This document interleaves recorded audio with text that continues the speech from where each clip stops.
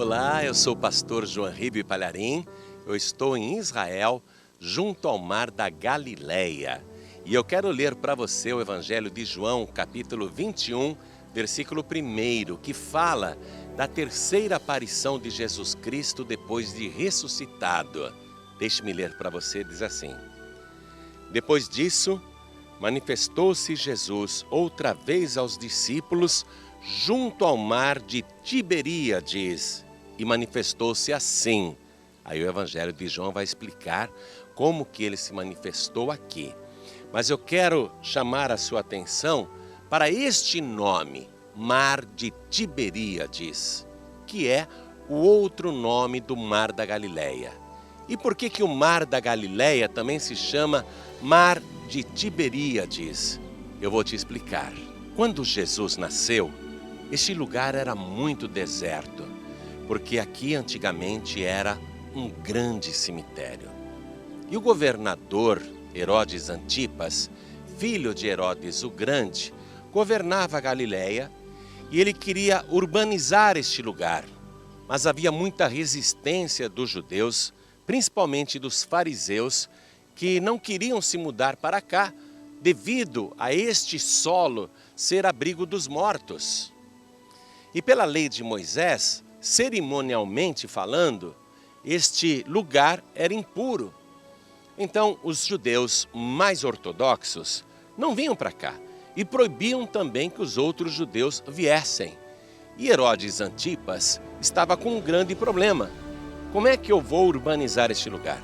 Bom, eu vou construir aqui o meu palácio e vou chamar esta cidade de Tiberíades, em honra ao governador romano atual, Tibério César. E com isso, Herodes Antipas, que não era romano, queria bajular Roma, justamente para se perpetuar no poder. Então ele disse: esta cidade que eu vou construir se chamará Tiberíades. Por volta dos anos 14 e 18 da era atual, Herodes Antipas começou a construir aqui o seu palácio e fez um decreto que os colonos judeus deveriam se mudar para cá, mas eles não queriam, eles evitavam este lugar. Então, à força, Herodes começou a trazer agricultores judeus para este lugar, mas mesmo assim a resistência era muito grande.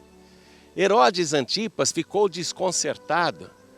Agora vocês têm que vir para Tiberíades, porque esta cidade, em louvor ao Filhos Dei, e esta é uma palavra latina que significa filho de Deus, Tibério César, que se dizia o filho de Deus na terra, uma divindade, vocês têm que se mudar para cá.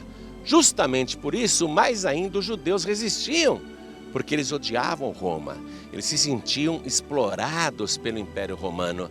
E Herodes começou a fracassar com seu plano de povoar este lugar, por causa de todos esses problemas. Primeiramente, aqui era a cidade dos mortos, era um vasto cemitério.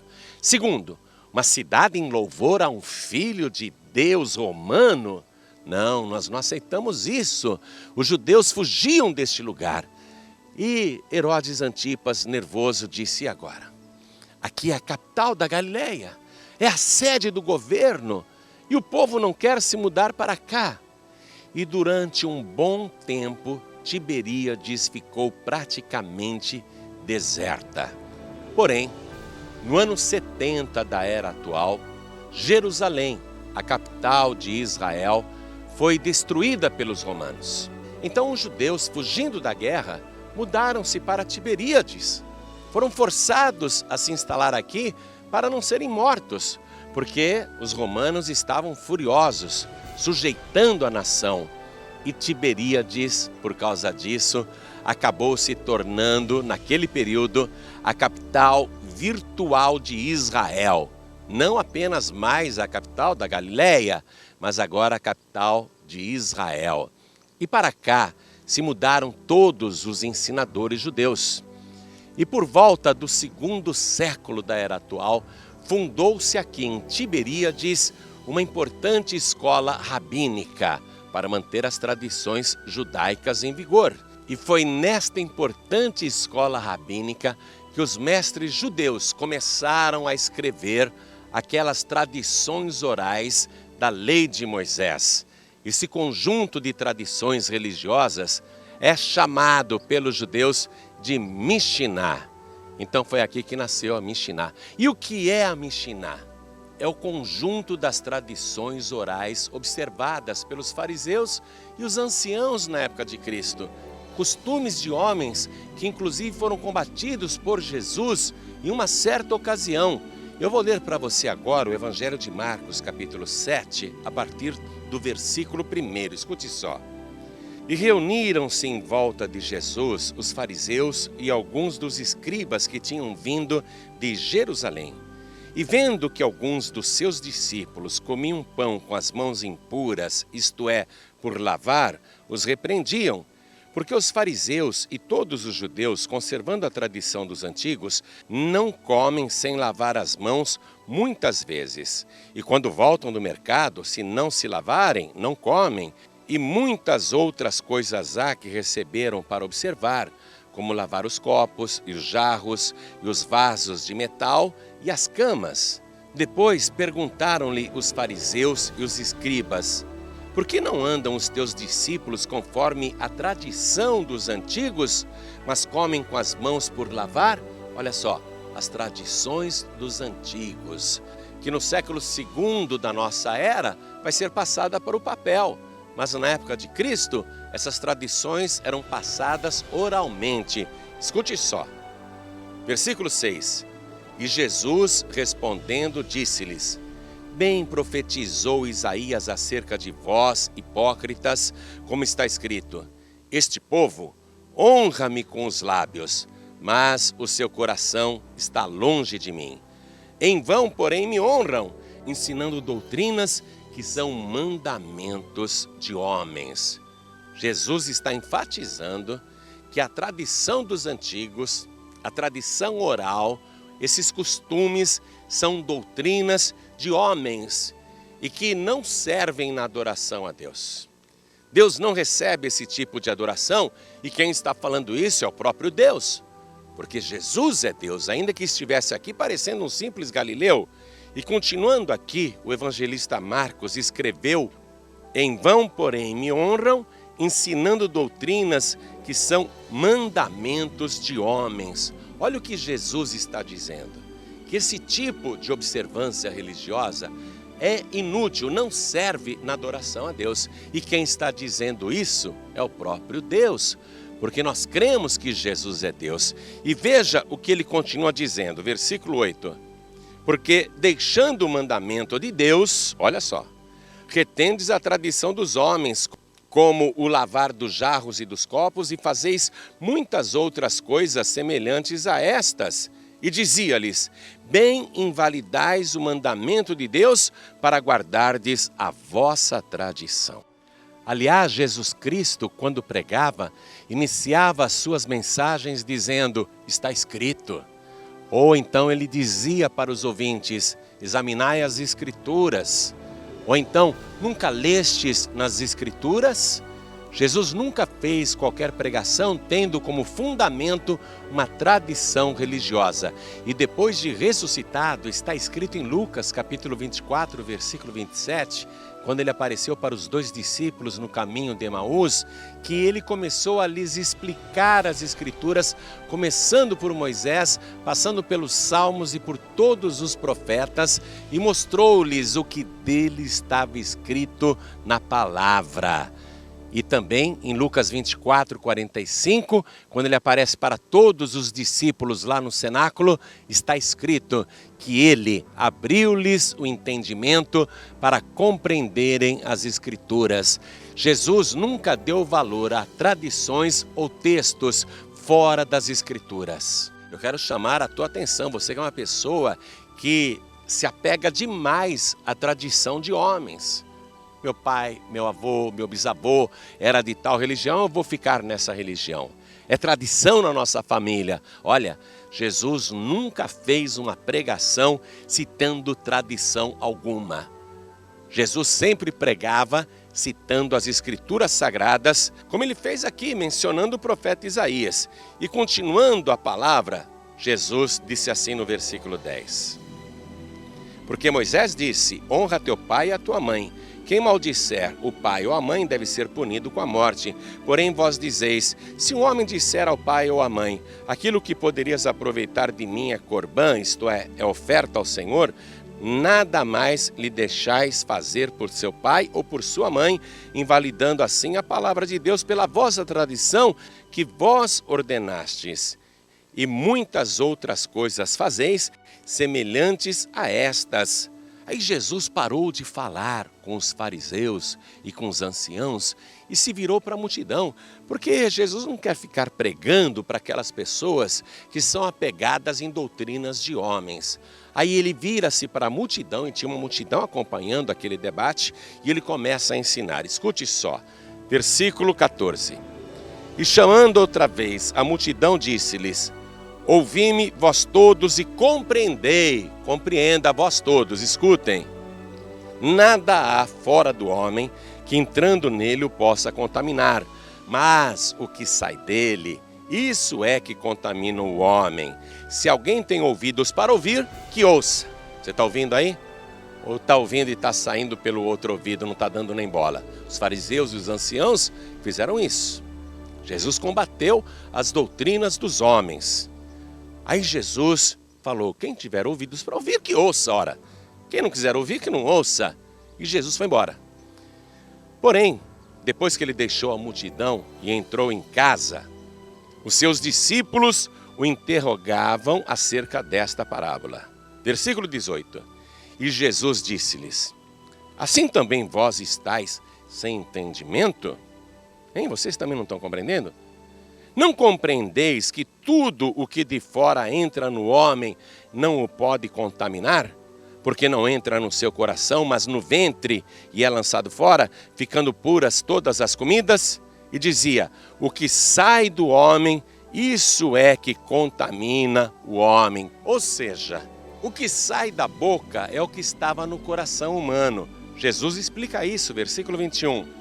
Porque do interior do coração dos homens saem os maus pensamentos, os adultérios, as prostituições, os homicídios, os furtos, a avareza, as maldades, o engano, a dissolução, a inveja, a blasfêmia, a soberba, a loucura. Todos estes males procedem de dentro e contaminam o homem, isto é, o ser humano. Então você vê que Jesus Cristo, quando estava aqui na Galileia, ele nunca entrou em Tiberíades para pregar. Nunca. Aqui era considerado o mar que alimentava o povo e saciava a sede.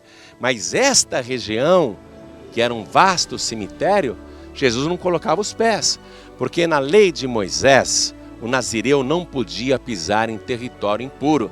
Então Jesus nunca entrou em Tiberíades para pregar. E note isso. Jesus Cristo, depois de ressuscitado, ele se manifesta pela terceira vez aos seus discípulos aqui na praia, não na cidade. Ele não entrou aqui. E note que Herodes Antipas fez de tudo para povoar este lugar naquela época e não conseguia por causa da resistência justamente dos fariseus e dos anciãos que diziam: não, esse território é maldito. Pois foi após a destruição de Jerusalém no ano 70 que eles se transferiram para cá.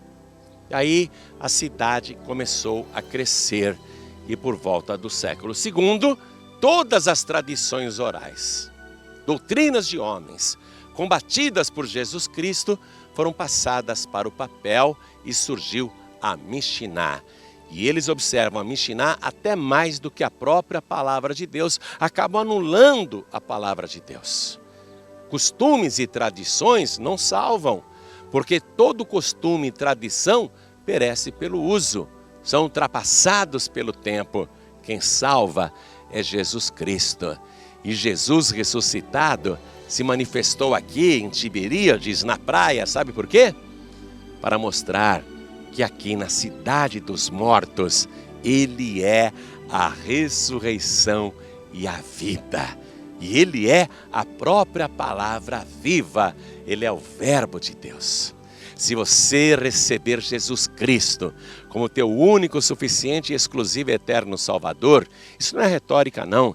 Ele vai transformar o teu coração, Ele vai mudar o teu interior, Ele vai tirar o coração de pedra, Ele vai tirar o espírito velho e colocar o espírito novo, Ele vai tirar o espírito do homem e colocar nele o seu próprio Espírito Santo. Aí você vai aprender a adorar a Deus em espírito e em verdade. Aí você vai nascer de novo, aí você vai conhecer o Cristo vivo que se manifestou ressuscitado aqui em Tiberíades.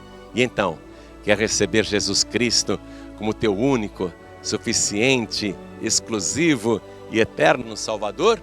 Ou você prefere continuar com o fardo pesado da doutrina dos homens? Jesus disse: se o Filho vos libertar, verdadeiramente sereis livres.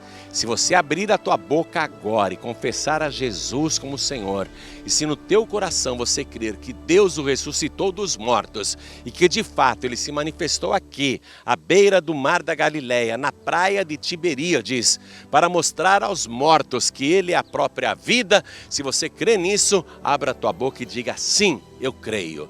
Ajoelhe-se aí ao lado do teu televisor, ou se alguém te deu um DVD, ajoelhe-se agora mesmo onde você está. Os que estão me ouvindo pela rádio, que querem receber Jesus como único Salvador, façam isso agora também, onde quer que você esteja, e Ele vai transformar a sua vida, porque Jesus Cristo venceu a morte. Ele venceu a religiosidade, Ele venceu a vingança, Ele venceu o ódio, Ele venceu todos os males, Ele venceu o inferno e Ele pode te dar vida e vida de verdade. Ele pode garantir que um dia vai te ressuscitar. Se tiver alguém nestes sepulcros antigos que morreu na fé em Jesus Cristo, quando Ele voltar e a trombeta soar, os que morreram em Cristo ressuscitarão. É a garantia da vida eterna. Esteja você em qualquer país ou lugar do mundo, em qualquer cemitério, ou mesmo que o teu corpo morto esteja dissolvido no pó da terra ou esquecido, ou mesmo que você esteja no fundo do mar, o seu cadáver apodreceu ou até foi comido pelos peixes, você pode ter certeza, Ele que é a vida vai te ressuscitar, te restituir e vai te dar a vida eterna. Quer entregar sua vida para Jesus agora? Então vai, abre a boca, diga sim, eu quero. Muito bem, coloque a mão direita sobre o teu coração e faça comigo esta oração. Feche os teus olhos, ore assim comigo. Meu Deus e meu Pai, eu creio na tua palavra. Eu creio que Jesus Cristo ressuscitou. E agora eu o recebo como meu único, suficiente, exclusivo e eterno Salvador.